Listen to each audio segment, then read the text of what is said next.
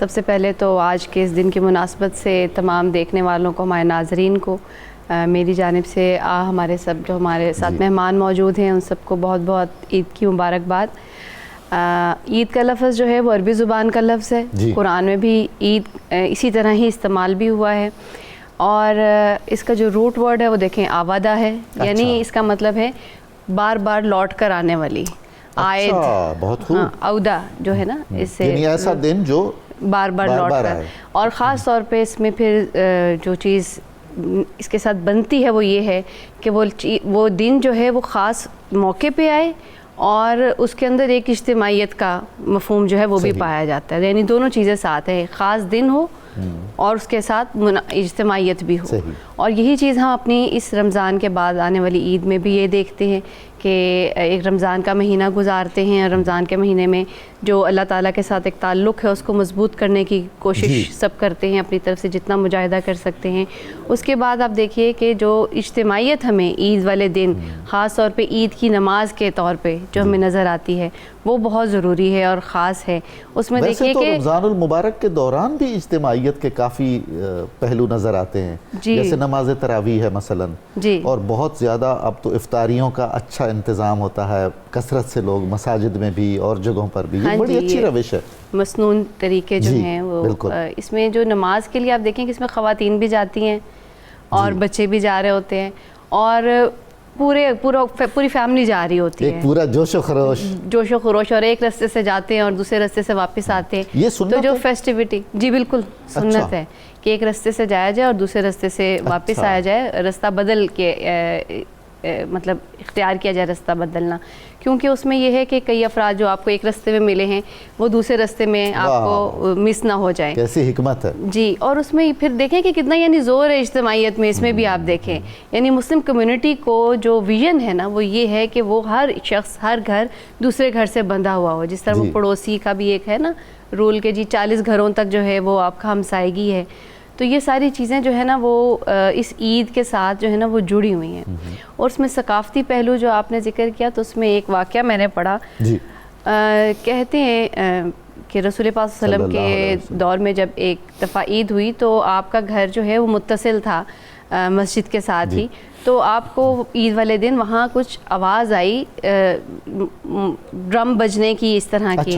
تو آپ نے جب وہ دیکھا تو اس میں کچھ افریقی قبائل کی طرف سے کچھ افراد جو نو مسلم تھے وہ آئے ہوئے تھے، اور وہ رقص جو تھا نا وہ اپنا روایتی رقص جو عوامی رقص ہوتے ہیں، جس طرح ہمارے میلوں میں بھنگڑے اور اس طرح کی چیزیں ہوتی ہیں وہ کر رہے تھے، تو رسول اللہ صلی اللہ علیہ وسلم نے اس کو منع نہیں فرمایا۔ تو اس سے ہمیں یہ بھی پتہ چلتا ہے کہ جو ہمارے ثقافتی پہلو ہیں ان کو اسلام جو ہے وہ منع نہیں کرتا، یہاں تک کہ وہ اسلام کے دائرے کے اندر رہ کر توازن اور اعتدال کے ساتھ، توازن اور اعتدال کے ساتھ کیے جائے۔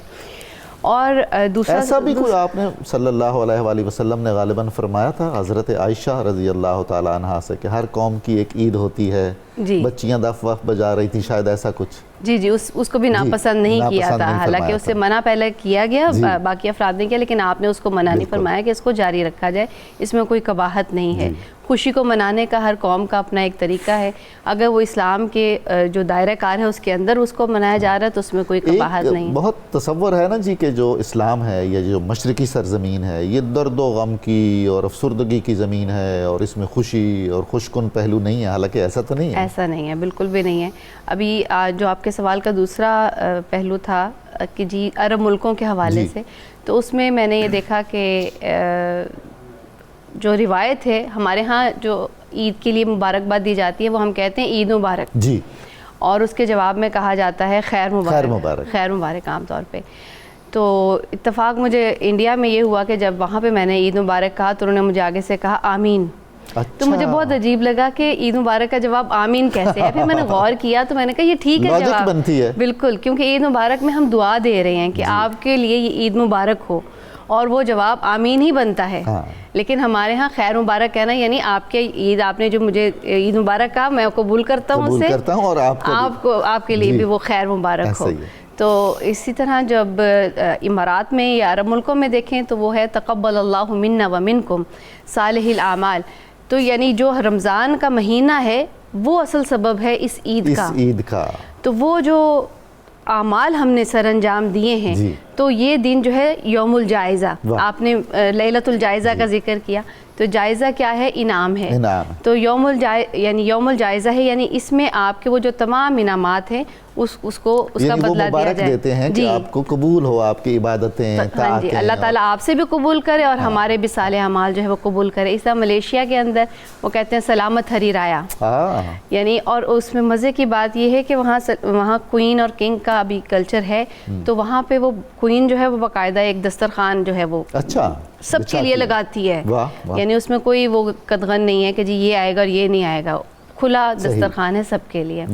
تو اس طرح ایک خوشی کا دن ہے، اجتماعیت کا دن ہے، اور جو ناراضگیاں ہیں ان کو ختم کرنے کا دن ہے۔ بہت خوب، آپ کا شکریہ بھی ادا کرنا تھا کہ رمضان المبارک میں آپ نے بہت ساتھ دیا، خصوصاً افطار کی ٹرانسمیشن میں کئی دن آپ نے زحمت فرمائی اور اشتراک کیا۔ بہت اچھا تجربہ رہا، بہت